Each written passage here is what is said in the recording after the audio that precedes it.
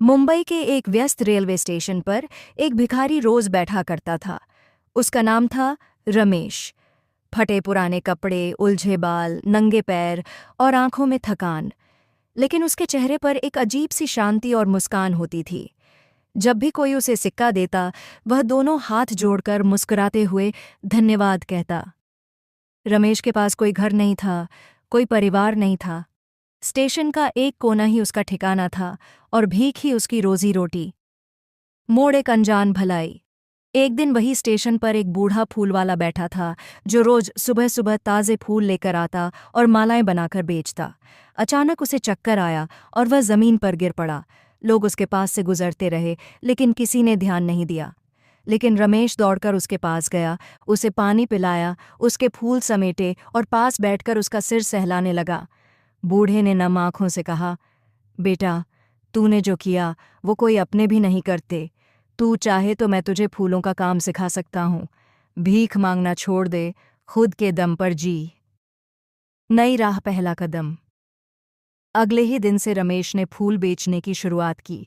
बूढ़े फूल वाले ने उसे सिखाया कि कैसे माला बनानी है, फूलों को कैसे सजाना है और कैसे ग्राहक से बात करनी है। शुरुआत में लोगों ने उसे देखा और हंसे, अरे ये तो वही भिखारी है।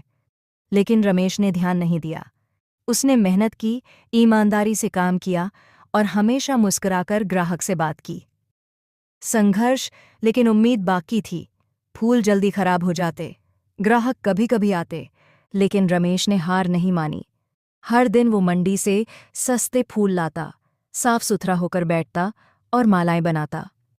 एक रेलवे कांस्टेबल ने उसकी लगन देखकर उसे एक छोटी सी मेज दी, जिस पर वह फूल सजाकर बेचने लगा। बदलाव, सम्मान की शुरुआत। 6 महीनों में रमेश की पहचान स्टेशन पर बनने लगी। लोग अब उससे फूल लेना पसंद करने लगे। एक दिन उसने खुद की छोटी सी दुकान खोल ली, नाम रखा मुस्कान फ्लावर शॉप। अब वह स्टेशन के बाहर बैठता, साफ कपड़ों में, मुस्कुराते हुए। उसकी दुकान पर ताज़े गुलाब, गेंदा, मोगरा और चमेली की मालाएं मिलतीं। ग्राहक आते और रमेश का आत्मविश्वास दिन ब दिन बढ़ता गया। नई दिशा, दूसरों को भी राह दिखाई। रमेश ने कुछ और भिखारियों को बुलाया और कहा, अगर मैं कर सकता हूं तो तुम भी कर सकते हो। उसने 2 और लोगों को फूलों का काम सिखाया और उनके लिए माला बनाने का सामान दिया। अब वे भीख नहीं मांगते थे, वे इज्जत की कमाई कर रहे थे। अंत, फूलों में बसी इज्जत की खुशबू। आज रमेश एक छोटा व्यापारी है, लेकिन उसके चेहरे की वही पुरानी मुस्कान अभी भी बरकरार है। वो कहता है, जिंदगी बदलनी है तो सोच बदलो। मैंने भीख को छोड़कर सम्मान